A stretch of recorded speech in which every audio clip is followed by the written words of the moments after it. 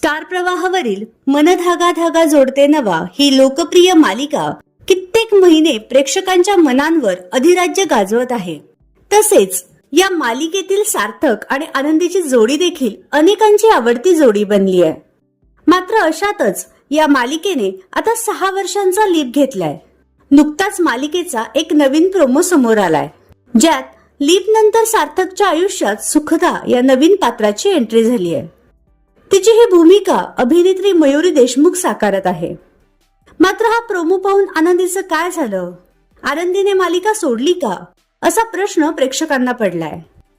अशातच आनंदी म्हणजेच अभिनेत्री दिव्या पुगावकर आता लवकरच लग्नबंधनात अडकणार असल्याच्या चर्चांनाही उधाण आलंय.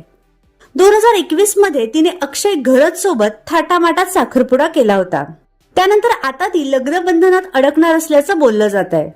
म्हणून तिने ही मालिका सोडली असणार असं म्हटलं जात आहे. मात्र दिव्याने खरंच मालिका सोडली आहे की मालिकेत आणखी काही नवीन ट्विस्ट पाहायला मिळणार आहे, हे आता आपल्याला येणाऱ्या भागांमध्येच कळेल.